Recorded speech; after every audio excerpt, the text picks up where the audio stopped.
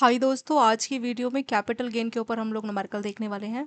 इसी टाइप के same questions आपके एग्जाम में पूछे गए हैं। यहाँ पे आपका शॉर्ट टर्म और लॉन्ग टर्म कैपिटल गेन के ऊपर एक एक न्यूमेरिकल रखा है दोस्तों। शॉर्ट टर्म और लॉन्ग टर्म कैपिटल गेन को समझने न्यूमेरिकल को करने से पहले समझ लेते हैं एग्जैक्टली क्या होता है।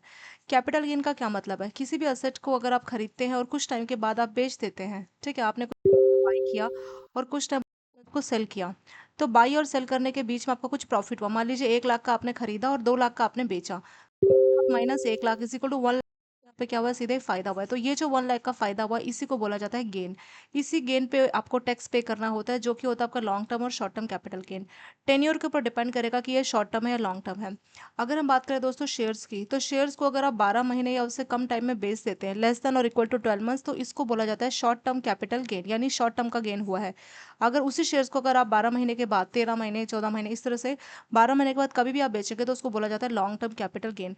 परसेंट होता है दोस्तों। शॉर्ट टर्म में अगर आप बेचेंगे तो उस पर 20% का आपको कैपिटल गेन टैक्स पे करना पड़ेगा, और अगर आप लॉन्ग टर्म की बात करें तो लॉन्ग टर्म में आपका 12.5% का आपको कैपिटल गेन टैक्स पे करना रहता है। तो उसी के ऊपर आपका न्यूमेरिकल है। तो अब देखेंगे पहले क्वेश्चन शॉर्ट टर्म पे।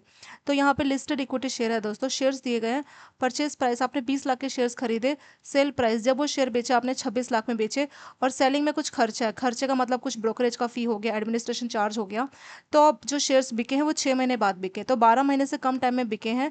तो इसका मतलब ये होगा हमारा शॉर्ट टर्म कैपिटल गेन। यहाँ पे साफ साफ लिखा भी है कि शॉर्ट टर्म कैपिटल गेन आपको सॉल्व करना है। तो शॉर्ट टर्म कैपिटल गेन के लिए हमें देखना होगा कितने का गेन हुआ है। गेन कैसे कैलकुलेट करना है?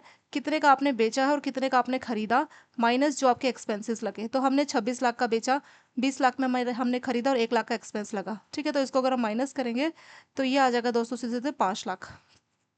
तो क्योंकि ये शॉर्ट टर्म है तो इस 5 लाख पे हमें शॉर्ट टर्म का कैपिटल गेन लगेगा दोस्तों 20%। ठीक है, तो 5 लाख का हम लोग 20% सॉल्व करेंगे। 5 लाख अगर आप लोग 20% सॉल्व करेंगे दोस्तों तो ये आ जाएगा 1 लाख।